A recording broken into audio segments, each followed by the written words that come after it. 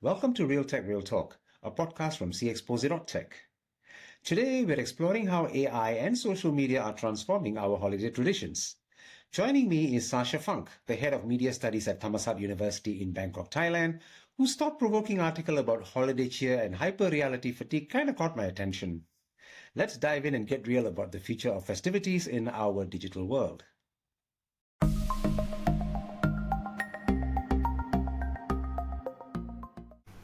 Hello, Sascha. Welcome to the show.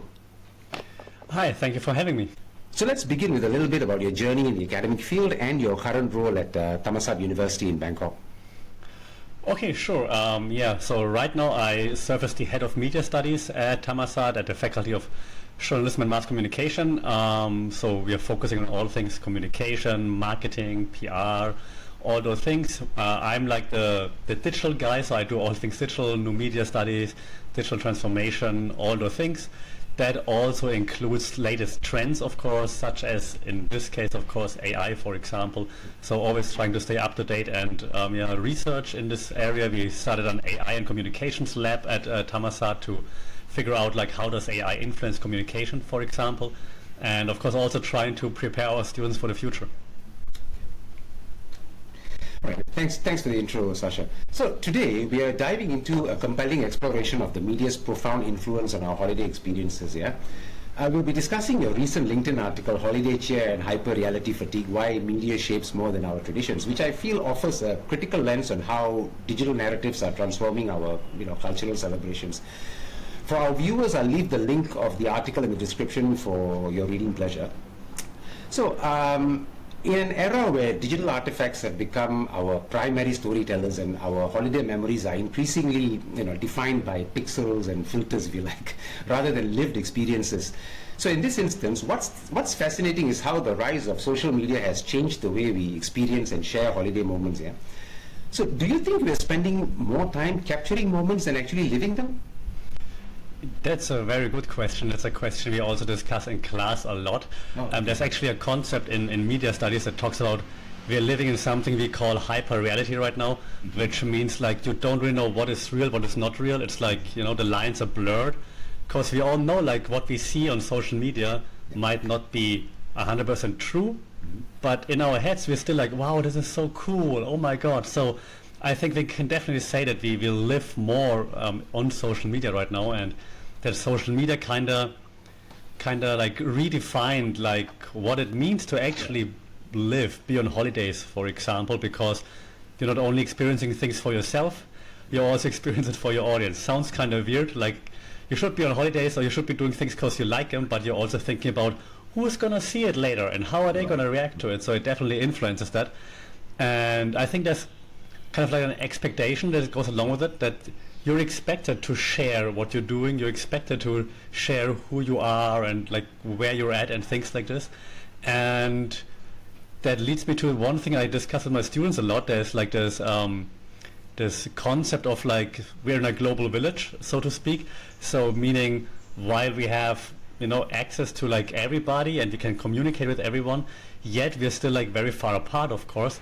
And so you feel the need, like you want everybody to know what you're doing and how awesome you are, even though you don't know any of those people, right? So it's kind of like a very strange paradox we're in. Just curious, from what I can see, it's like, am I wrong in thinking that there are some who actually like to have their stuff on social media because they genuinely want to share their holiday experiences, and there could be some who just seek attention and want everybody to take note of what they have done or what they have seen, where they have been and stuff like that. Just curious if that's indeed the psychology behind different people using social media in a different way.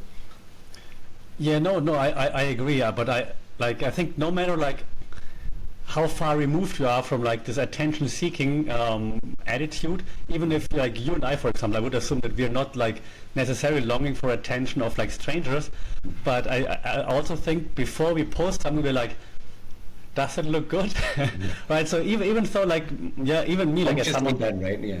Exactly. Like, I'm a professor in that. I teach those things, and even I know I'm still doing it, right? Yeah. So I think it affects everybody. If you're even less aware of it, you'll probably do it even more often. So I think it impacts people on different levels, but the impact is definitely there, yeah. Got it. Understood. In your article, you predicted that unfiltered content will go viral in 2025 as a rebellion against curated perfection. Now, my understanding of this prediction is that our digital landscape is growing increasingly saturated with all these curated illusions of perfection, right? So in this instance, the human desire for genuine connection seems to be fighting back. So what specific cultural or psychological factors do you think are driving this shift towards authenticity? So what we are seeing mainly also like at our work at university is that the younger generation in particular, which is kind of surprising, but like Gen Z and the younger generation now, they're kind of fed up with like this perfect, like the perfectness of social media. They want authentic. Like there are statistics that show, like in marketing, for example, influencers like are declining. Here in Asia, a little bit less maybe, but in the Western world even more and even faster. But apparently Gen Z really prefers authenticity over like perfection, for example. So while they do follow influencers and so on, they rather prefer those who seem to keep it more, or who are better at appearing real. I guess that's the trick these days. And I mean, I think it's just really fatigue, because I guess if you grow up with it, if you grow up with like always perfection in front of you, and eventually you realize, hey, wait, that's not life, then maybe you're actually getting fatigued eventually. And I think that's just what's happening right now, that especially Gen Z, they grew up online and they've always seen like the perfection. Then now in the early 20s, they realize, hey, that's not real life. That's not how it is. I don't want to see all the fake stuff in front of me. So I think that's why there's this desire for relatability. Like, I want to relate to what I see, not like be served something that is unattainable. And I think that's why this unfiltered, more raw, more trustworthy content, it's just more human, I would think, and that's why they tend or like gravitates toward it.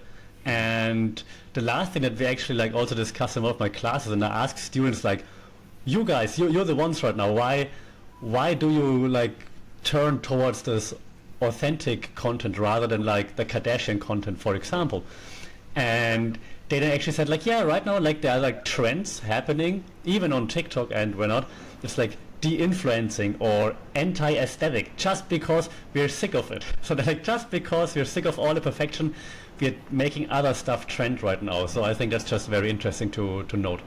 So it's a case of people want to see, like I say, yourself or myself or whoever, people want to see the natural me rather than the curated me. So it's probably why, I mean, it's like if I'm filming a video, you know, say along the way I trip and fall or I actually blunder something, that would come across as a bit more natural than me trying to like read off a script and trying to perfectly present myself as someone who has just delivered a first-class, world-class video. I think that's the psychology behind it, I guess.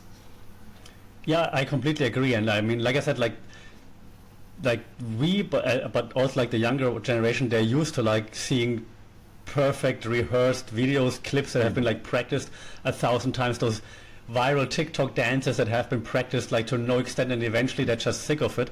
And the last thing that we worked through in class not too long ago was actually interesting. They said we appreciate, and I know we're going to talk about it later, but we appreciate AI, for example, and it helps with homework and we use it all the time. However, if it's too perfect, we like, is it fake? Is it made by AI? I don't know. And if it's like raw and more authentic, they trust it more. Yeah. I think the same applies for writing as well, because, you know, like now you can kind of spot if a particular article is AI written, or, you know, because the seasoned writers, they have a certain style and they have a certain personality in the way they write articles. Okay, let's explore another prediction of yours, that is nostalgia would go into hyperdrive and play a bigger role in the future of holiday marketing, right? See, this gives the impression that nostalgia has become more than just a feeling, you know, and I think it's now become a very powerful cultural currency also. But how do you feel about this trend? Do you think it's a genuine desire to like reconnect with the past, or like you know, or it's like a marketing ploy to capitalize on our emotions? Well, depends on the point of view you're taking, I guess. I think for companies, marketing agencies, it's like an easy marketing ploy right now because it works, and it works because people are really interested in. I mean, there's like the nostalgia. It's like kind of like heartfelt. You're like, oh yeah, that was so cool. Oh my god, I remember that, right? And that's like I think that's just a universal emotion. And as we learn in marketing, right, emotions always work. If you make the audience feel something, they're gonna react to it. And so nostalgia, I think, mostly triggers like this feeling of like warmth and comfort, like, oh yeah, I'm used to it, it was so cool, oh my god. And I think that it works especially well during holidays, but generally speaking, I think it works quite well. I think my favorite show on Netflix is Cobra Kai because it connects to Karate Kid. Yeah, so the soundtrack from the 80s, I'm like, oh my god, this is so cool.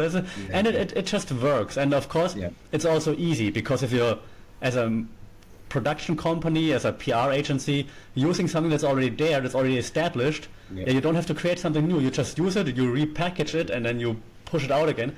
It's quite easy, to be honest. So I mean, that's why things like Cobra Kai and so on work so well. And I'm saying it, I think it's going to go viral or go into like hyperdrive this year because AI is just going to help to just further that. Like, it's so much easier to use characters from the past, transform them, make them more modern, and then just push it into like new settings, for example, new narratives.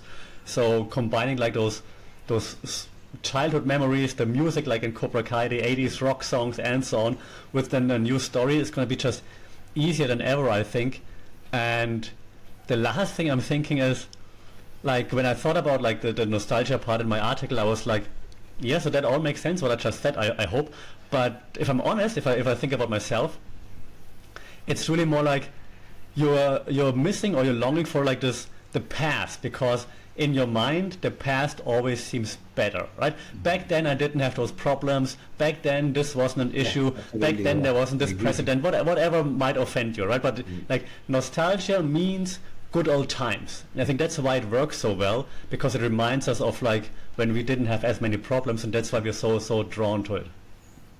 Because I remember thinking occasionally like, yeah, you're right. Actually I had that little, I wouldn't say flashback, but sometimes pondering how it was like 40, 50 years ago compared to what it is. You know, I used to think that back in the days when we didn't have this thing called cell phones, you know, you okay, assuming I'm going to school, I leave the house in the morning to go to school. And of course, your mom and dad will wave, bye-bye, see you in the evening and stuff like that, and then we leave. After that, there is no other real means of communicating with those at home other than using a payphone, right, in those days. So the only way that they know that you're back feeling good, feeling healthy, in good shape and all that is when you are back home from school in the evening or afternoon or evening, depending on which part of the world you are.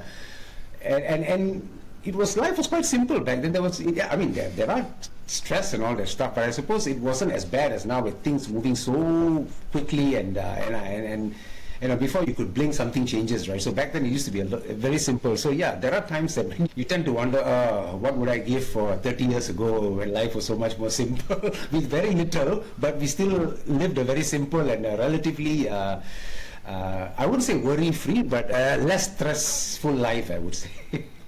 No, yeah, very, very well put. I agree. I also remember my first phone. I got it when I was 18, actually, when I went to the military, because I didn't even have one before, but then like my parents were like, okay, you're in the military now, you're far away, please call us once a week to let us know you're okay.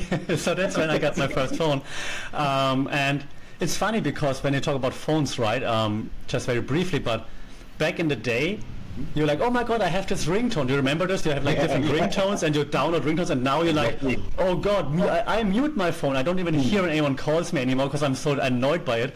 So it's like a very different, like, you know, back then you couldn't have enough and now it's just too much already. Yeah. Oh, there was a time I used to be crazy about downloading certain songs and certain themes or whatever for my ringtone, but after a while you'll just get fed up of it and just use a standard ringtone and let it ring. Exactly. You mentioned Cobra Kai. Actually, I grew up in an era where we used to watch, be crazy over Karate Kid, Bloodsport, Kickboxer, those kind of stuff. So I can share your sentiment when it comes to getting excited about Cobra Kai on Netflix. It's the best show to me, yeah. Oh yeah. Right.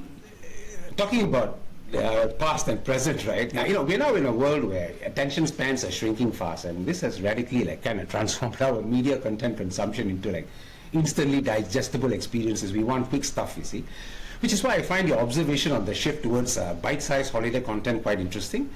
How has this impacted your own consumption of holiday media? Do you find yourself like more drawn to like short form content like TikToks, Reels and stuff?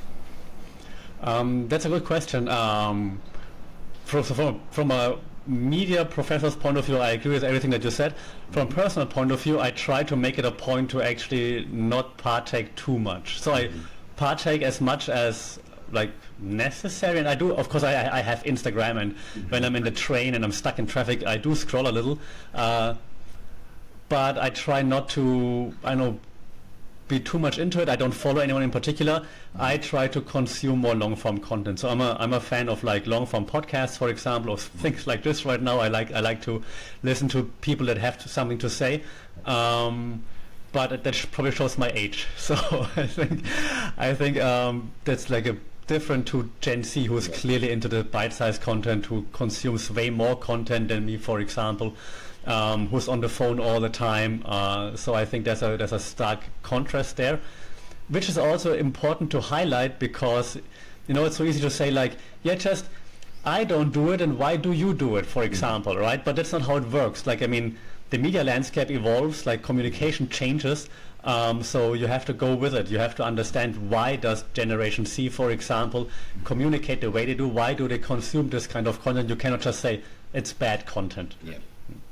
Yeah, actually, I suppose people of our generation, we're used to long form stuff, whether it's a feature article or whether it's videos. For me, I like to. Yes, it's nice to watch YouTube shorts and all that stuff. I mean, it's good if you want to just have a quick look or kind of like get a quick preview. But for me, if I'm going to watch a particular content, I usually do it out of interest, not just because I just want to waste my time. And when I watch it, I like to understand the gist of it and the purpose of putting it out there, and what are the key takeaways, etc., and how is this going to benefit me when if I try to apply it or implement it. So yeah, I mean, you can't basically get that sorted in about 5 minutes. You need a proper like an hour podcast, for example, or an hour's tutorial, in order to be able to understand understand a particular topic at a basic level. True. However, I also think like I think if someone figures out how to get me interested in like 30 seconds, then wow, respect. If you can do that, then I'm like, wow, okay, I'm gonna check you out.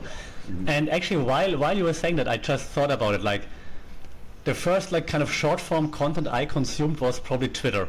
Like back then when Twitter was Twitter. Good old sorry, back when Twitter was Twitter. And you had like a limitation of like 140 characters back then on Twitter. And I thought it was cool because people had to be more like to the point, right? Exactly. And when you're good with this and you're good to the point, I'm like, okay, I'm gonna click on your link and gonna read your article. So maybe if we would look at like short form content, even if it's on TikTok or IG, more like this, like, hey, you're making a good point right now, maybe check it out. Maybe that's more the way to look at it. And last thing I thought is actually also, while you were saying that, I think while I agree, while we're in a different generation than Gen Z, for example, I think it's just because we are maybe more, when it comes to media consumption, more aware of like that it takes our time away, while Gen Z just lives online, lives on social media, and that's why they're like, nope. Yeah, okay. So maybe that's why it's so important to have this bite-sized content, to be like, hey, I'm worth checking out, give me your time. So I think maybe that's a reason. Yeah, true, I agree with that. I mean, it's not like I don't see short form content, I do, but that's just like for quick entertainment. If I just want to quickly, like for example, I'm a big football fan. If I want to just watch some football highlights, 2 minutes, 3 minutes, that's fine. If I don't have the time to sit through 90 minutes of watching the whole match, a 2-3 minute highlight is fine. And some quick comedy snippets, those things are good. But if I'm going to consume serious content, then I kind of go with the long form ones, because I want to be able to understand what it's about and be able to make sense out of it. Anyway, Sascha, we've gone through many of your predictions, but I'm going to make one of your predictions at the start of this podcast come true, which is talking about AI. Just mentioned nice. Right. You see, like, I mean, we are talking about, like, say, for example, from personalized gift recommendations to AI-generated cards, and it continues to like weave itself into the fabric of our daily lives. And I think it's fair to say holiday traditions are no longer immune to technological transformation, right? So, but where do you draw the line between helpful technology and using the human touch? Yeah, that's a great question. That's probably my favorite question, because it's also so philosophical. Yeah, so I mean, there's always for example, at uni, right, we discussed like a concept such as determinism, technological determinism, for example. Like, does technology influence us, the way we communicate, the way we behave, or do we drive technological development forward, for example, right? It's like this depends which stance you're taking. And I mean, theoretically, AI is amazing, right? If you use it for augmentation, not for replacement, right? So then it would be amazing. Okay, AI can do tasks that would take me a long time, or it can help me with certain aspects. Now, I would never tell my students not to use AI, because the tool is there, so they have to use to learn it, to learn how to use it, sorry. So that's important. But of course, you can't just rely completely on tools. I mean, that's hopefully common sense, that you cannot just let the tool take over. Now with the human touch though, right?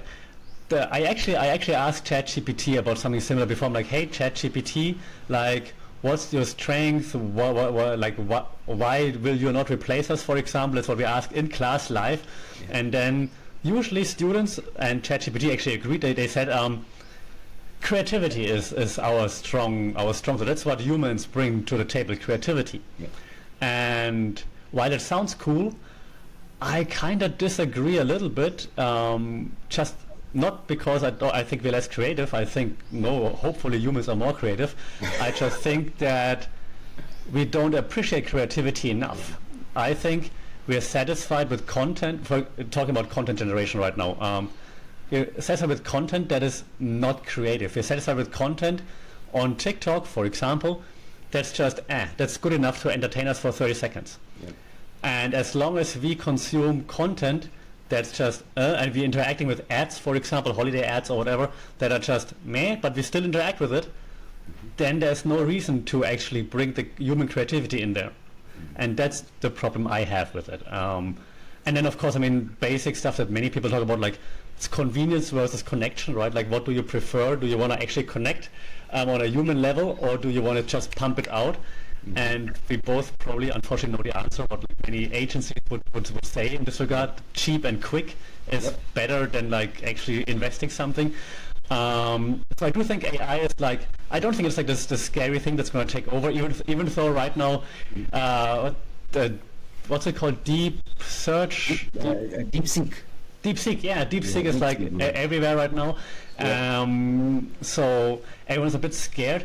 I think it's just like important to like, you know, back in the, now we sound like old people, back in the day, when the internet first happened, right? Yeah. Our parents were like, who needs that? Bill Gates was like, who needs computers, right? Exactly.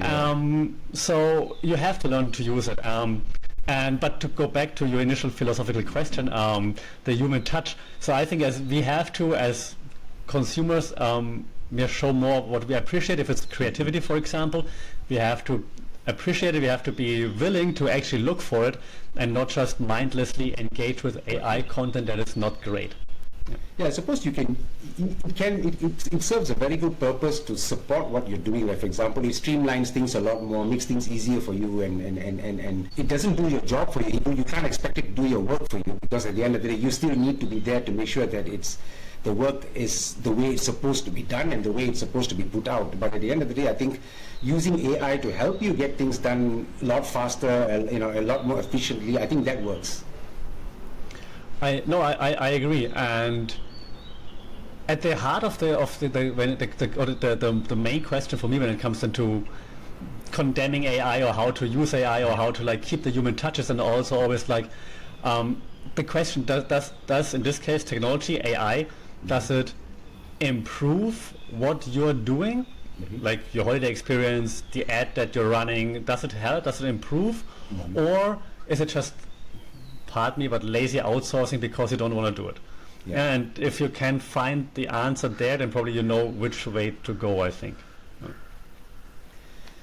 Okay, so our conversation basically revealed a profound truth, I guess. It's the power of media and technology to reshape our holiday experiences. But personally, I think the real power lies in our awareness and understanding of how these digital narratives shape our experiences, yet consciously choosing to reclaim the genuine human connection that makes our traditions meaningful. Yeah. So thank you very much for joining us today, Sascha. I think it was a pretty good discussion, and I think a lot of different angles were explored. And let's see how your predictions fare in 2025 and beyond. Yeah, I'm curious. So first of all, thank you for having me. I appreciate that. I like your conclusion at the end because actually just very like non-humble self-advertisement, but my podcast is called Mindful Media and Communication, so that fits very well to what you said, so I appreciate that, because I think mindful media consumption is the key, to not be like swayed by technology or anything like that. So I really like what you're saying, and I appreciate the time. Thank you very much. Sure. Thank you. Thank you for watching. Please subscribe to cxpose.tech on YouTube and follow us on LinkedIn and Instagram. The links are in the description. I'll see you again in our next episode with more tech and more talk.